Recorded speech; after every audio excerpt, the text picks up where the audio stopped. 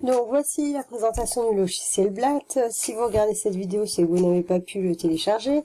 Donc en fait, on essaie de répondre à deux questions comme ce qui a été vu en classe virtuelle. Première question, pourquoi le crapaud tire-t-il la langue? Alors oui, c'est pour manger la blatte, mais comment l'a-t-il détecté? Comment sait-elle qu'il est présent?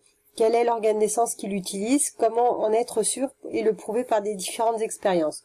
Et deuxième question, donc là on voit que le crapaud tire la langue, et deuxième question à laquelle on va chercher une réponse, c'est pourquoi la blatte s'enfuit-elle? Comment a-t-elle détecté le crapaud? Comment sait-elle qu'il y a-t-il un danger pour pouvoir fuir? Nous allons travailler sur l'étude du comportement de fuite de stimulus et réponse de la blatte. Donc nous, ce qu'on va essayer de faire, déjà, premièrement, c'est de prouver comment le crapaud, alors ça a déjà été en classe normale, mais je vous montre le principe. Donc, d'après le logiciel Geniali ou commande que je vous ai mis sur le Padlet, on peut voir que la grenouille, en fait, elle s'enfuyait quand l'homme approchait, quand l'ombre de l'homme approchait, et on a vu que quand on coupait le nerf optique ou le cerveau ou la moelle épinière, en fait, elle ne pouvait plus sauter. Et on avait décomposé la chaîne de réaction, en fait, en disant que l'œil voyait, l'œil recevait la stimulation lumineuse, puis en fait transmettait le message via le nerf optique au cerveau, et c'est le cerveau qui analysait les signaux lumineux de façon à créer une réponse, et en l'occurrence c'était le saut de la grenouille pour fuir du danger que représentait l'homme. Là, en fait, on fait la même chose, c'est-à-dire qu'on va pouvoir ici dans ce logiciel changer les cloisons. Donc moi je vais changer les cloisons, je vais lâcher les blattes et puis vous allez voir le résultat. Donc là pour la première expérience, on peut mettre pas de cloison du tout. Je fais un lâcher de blatte, donc là le crapaud a gobé la blatte. Comment a-t-il su qu'elle était là?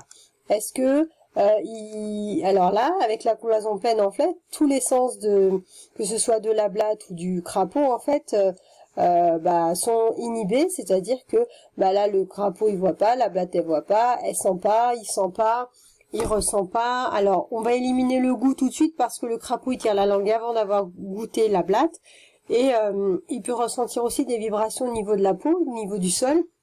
Du coup ça pourrait être une hypothèse. Donc je vais changer de cloison. Cette fois-ci là le crapaud c'est une cloison transparente, donc comme une vitre. Donc il peut voir, mais il peut ni sentir, ni toucher, ni goûter, ni entendre. On fait un lâcher de blatte. Est-ce que le crapaud tente de manger la blatte? La réponse est oui, puisqu'il tire la langue. D'accord? Maintenant, est-ce que c'est le seul organe d'essence qui est activé? Il va falloir changer de cloison pour voir si d'autres organes sont susceptibles d'intervenir. Et là, en l'occurrence, le grillage il est opaque, c'est-à-dire que la lumière ne passe pas. Donc le crapaud ne voit pas ce qu'il y a de l'autre côté du grillage, comme la blatte ne verra pas ce qu'il y a de l'autre côté du grillage. Et du coup, ce qui se passe, c'est que on va voir si le crapaud, il entend la blatte. Donc, s'il entend la blatte, il sait qu'il y a une blatte, il va tirer la langue pour la manger. S'il sent la blatte avec son odorat, eh bien, il va tirer la langue pour la manger. Et s'il ressent des vibrations du sol qui vont pouvoir passer par les trous du grillage, s'il détecte la blatte comme ça, il tirera la langue aussi pour la manger. Allez, on fait un lâcher de blatte et on regarde la réponse. Donc là, pas de réaction. Donc, finalement, on a la preuve ici à 100% que le crapaud n'utilise que la vue pour détecter la présence de la blatte. Donc maintenant, la deuxième partie du TP, de l'activité que je vous demande plutôt, ça va être en fait de faire les expériences pour vérifier en fait pourquoi la blatte s'enfuit-elle à l'approche du crapaud. Est-ce que c'est parce qu'elle l'a vu? Est-ce que c'est parce qu'elle l'a ressenti? Est-ce que c'est parce qu'elle l'a entendu? Bref, vous allez devoir faire plein d'expériences. Donc moi, je vais les faire toutes à la suite. Je vais pas donner de réponse. Je vais arrêter de parler à un moment donné. Je vais faire plein d'expériences. Je vais juste vous dire éventuellement à quoi sert telle ou telle chose. Et puis, vous allez essayer de comprendre justement qu'est-ce qui fait que la blatte détecte le crapaud et qu'elle s'enfuit. Donc, je vais commencer. Alors, on l'avait déjà fait. C'est pas grave. Donc, et je peux le faire plusieurs fois le lâcher de blatte, et là je vois qu'il y a toujours le même résultat. Donc vous prendrez les conclusions. Donc ici, cloison transparente. Donc le crapaud il tire la langue, ok. La blatte elle bouge pas. Conclusion. Quels sont les organes d'essence qui restent actifs chez la blatte? Quel est l'organe actif? Est-ce qu'il y a une conséquence sur la fuite de la blatte ou pas? Ensuite, Je change de cloison, grillage opaque. Je lâche la blatte. Je lâche une autre blatte. Troisième blatte. C'est juste pour être sûr que la réaction est toujours la même.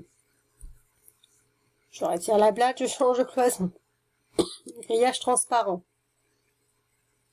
Grillage transparent. Grillage transparent.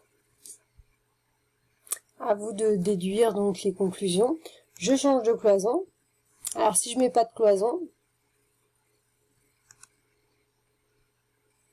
alors la fuite, vous avez vu, ça ne fonctionne pas à tous les goûts.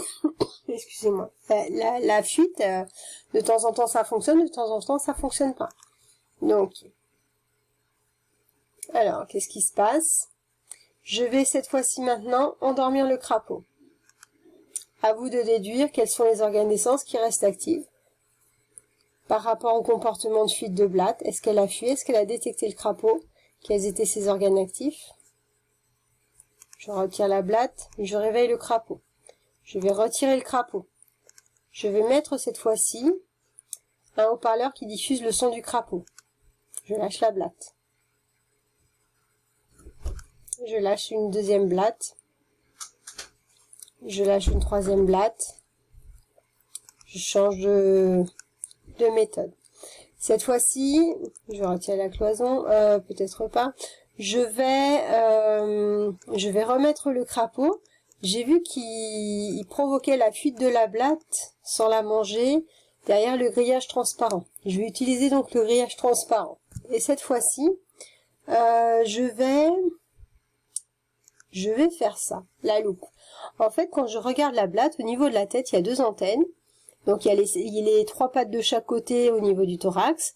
À l'arrière, elle a 4 ailes qui sont repliées sur le corps et dont les ailes extérieures un petit peu épaisses. Et à l'arrière de son corps, elle a deux espèces d'antennes, mais qui sont pas des antennes, en fait, qu'on appelle des cerques. Et je vois que dans mon matériel, j'ai déjà utilisé ça, je peux utiliser de la vaseline. C'est-à-dire, on peut enduire un organe ou des organes, par exemple les antennes et les cercles. Je peux les enduire, ces organes qui sont des organes peut-être sensoriels, de détection du crapaud, de façon à voir si ça a un effet. Donc je fais un lâcher de blatte. Je clique. Normalement ici le crapaud tire la langue, c'est le cas. La blatte, elle ne s'enfuit pas. Donc je peux refaire une autre expérience. Voilà, il y a un problème. Moi, j'ai pas retiré la blatte. Ok. Prendre une nouvelle blatte. Je vais enduire que les antennes.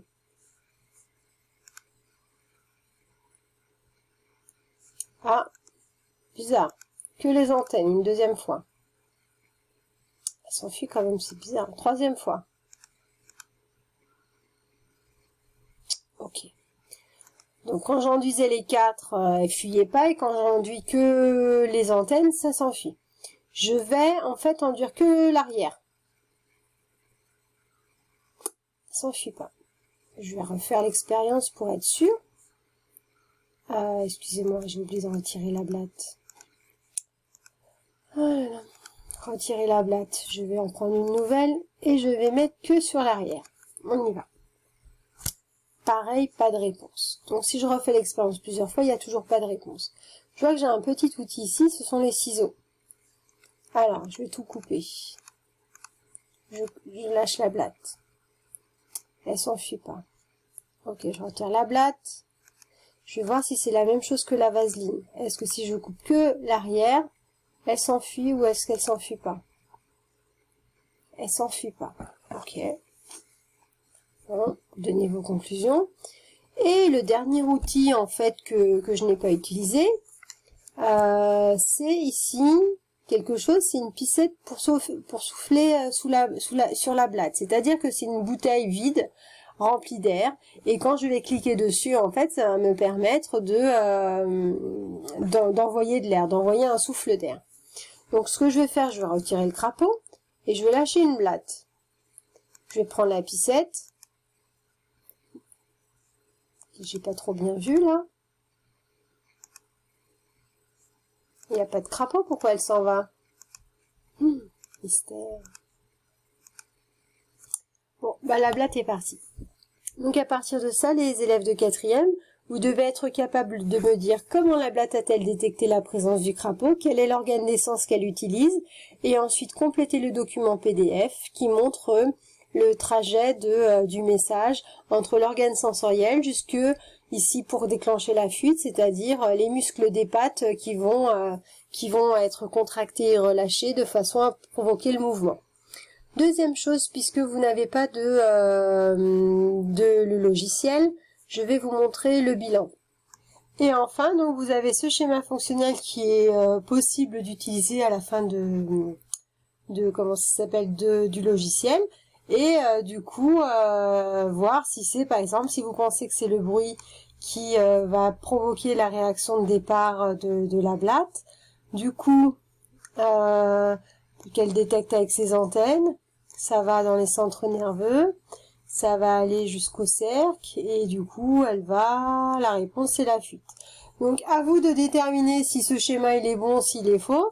Si vous pensez qu'il est faux, alors si vous cliquez, normalement, ça vous dit si vous avez bon ou pas.